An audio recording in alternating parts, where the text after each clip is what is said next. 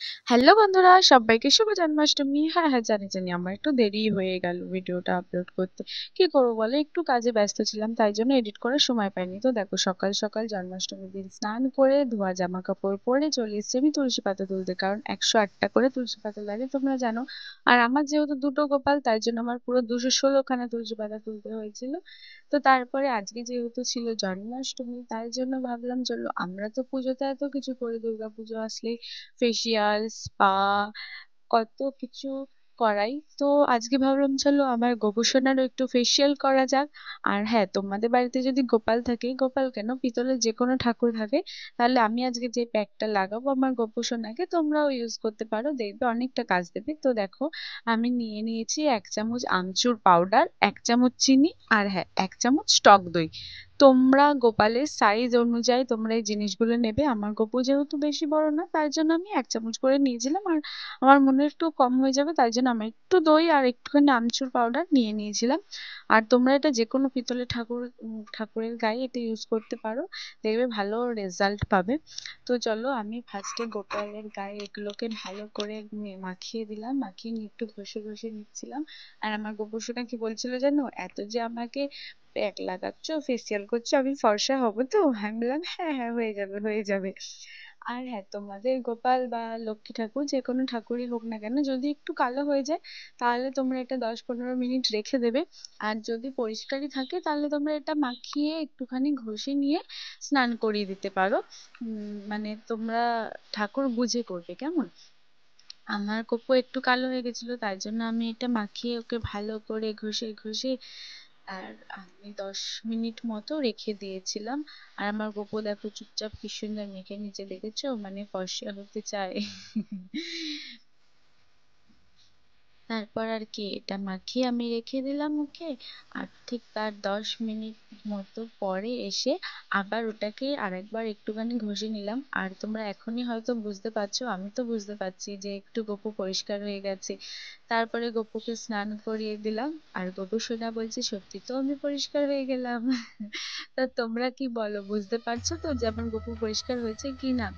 এই ট্রিকটা কিন্তু তোমরা ব্যবহার করতে পারো, দেখবে নিশ্চয়ই কাজ পাবে। আর তোমরা তো আমার গোপালকে দেখেই বুঝতে পারছো যে এটা সত্যি সত্যি অনেকটাই কাজ দিয়েছে। তো তারপরে এখন যদি বেশি স্নান করে, আমার গোপুসোনার ঠান্ডা লেগে যাবে, কারণ রাত্রিবেলা আবার তো স্নান করাতে হবে। এতবার স্নান করলে সত্যি সত্যি ঠান্ডা লেগে যাবে। সকালবেলা ওর একবার স্নান হয়ে গেছে, জানো তো, বাবা করেছে। এখন আমি আবার করালাম, আবার রাত্রিবেলা স্নান করবে, মানে বুঝতে পারছো তো? তো যাই হোক, তারপরে আমি দুপুরবেলা ওকে স্নান করিয়ে জামা কাপড় পরিয়ে দেখো বসিয়ে দিয়েছি। আর হ্যাঁ, তারপরে ওকে খেতেও দিয়ে দিয়েছি। দুপুরবেলা খেতে দিয়েছিলাম বাটার আর চকলেট। আর আমি গোপুসোনাদেরকে খাইয়েও দিলাম। আর দেখেছো তো, দুজন দুটো লজেন্স নিয়ে বসে আছে, দাঁতে পোকা হলে কি হবে বলো, যদিও বা এখনো দাঁতই হয়নি। তো আমি তারপরে ওদের চকলেটও খাইয়ে দিলাম। চকলেট খাওয়ানোর পরে ওদেরকে জল খাইয়ে দিলাম দুজনকেই। আর এই গোপু যেন এত বদমাশ, মাঝে মাঝে জল ফেলে গায়ে পুরো জল ফেলে দেয়, জানো তো। তারপরে আর কি, যেহেতু অনেক রাত অব্দি জাগতে হবে, তাই জন্য দুজনকেই ঘুম পাড়িয়ে দিলাম। কারণ 12টা তো জাগতেই হবে, তার বেশিও হতে পারে। তো ওদেরকে ঘুম পাড়িয়ে দিয়েছি। আর এদিকে দেখো, মায়ের মালা গাঁথাও হয়ে গেছে। মালাটা কিন্তু মাই গেঁথেছে, ফুলের মালা। আর এখানে দেখো 108টা দিয়ে তুলসী পাতার মালা দুজনের জন্য দুটো দুটো করে গেঁথে দিয়েছি।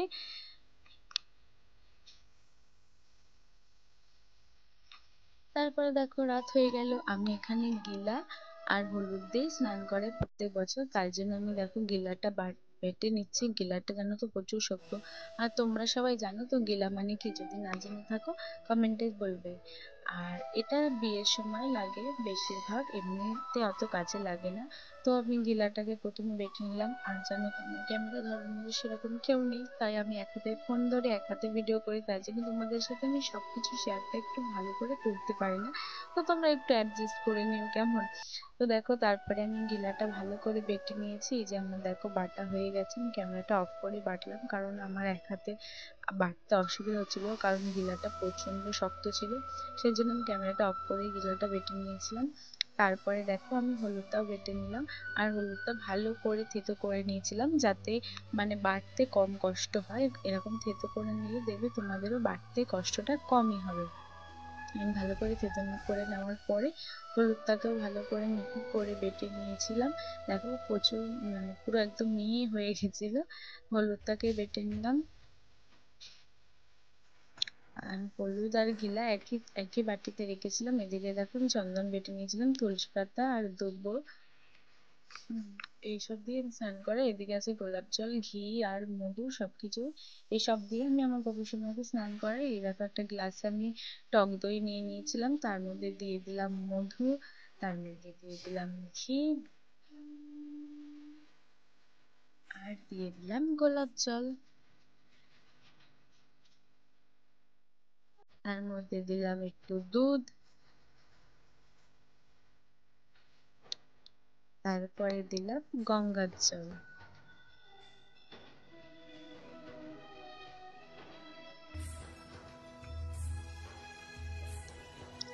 আর এদিকে দেখো আমার পুজোর সব গোছানো হয়েই গেছে। তারপরে চলো এখন বাজতে যায় 12টা, মানে 12টা বাজে আর কি, 12টাই বাজে। প্রত্যেক বছর 12টার সময় ওদেরকে স্নান করে। অনেকে বলে যে এত লেট অব্দি জেগে থাকিস কেন, করে নিবি, কিন্তু আমার না ঠিক মনটা মানে না 12টার আগে পুজোটা করতে। তোমরা কটার সময় পুজো করো আমাকে কিন্তু কমেন্টে অনেক অবশ্যই জানাবে কেমন।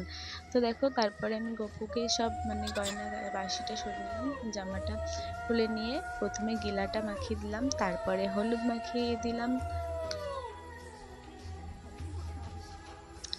এরপর দুব্বো, তুলসী পাতা, ফুল সবকিছু দিয়ে আমার গোপুর সোনাকে স্নান করিয়ে দিলাম।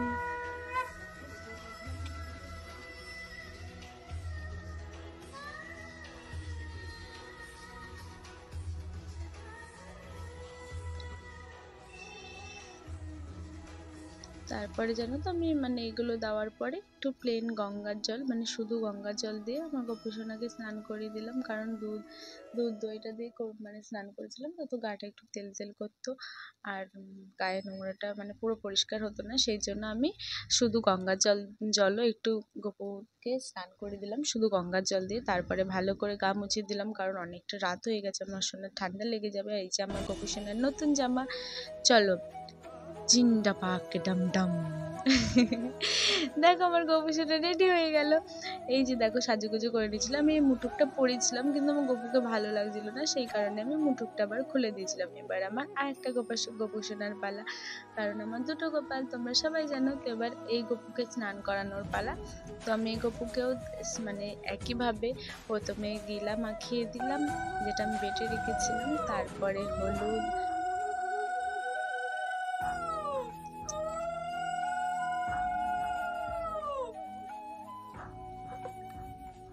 তারপর একে একে দুব্বো, তুলসী পাতা, ফুল সবকিছু দেওয়ার পরে ওই যে দুধ, ওইটাই আবার একটা গ্লাস বানিয়ে নিয়েছিলাম দুধ, দই, ঘি, মধু দিয়ে। আগের গ্লাসটা পুরোটাই কিন্তু ওকে স্নান করেছি,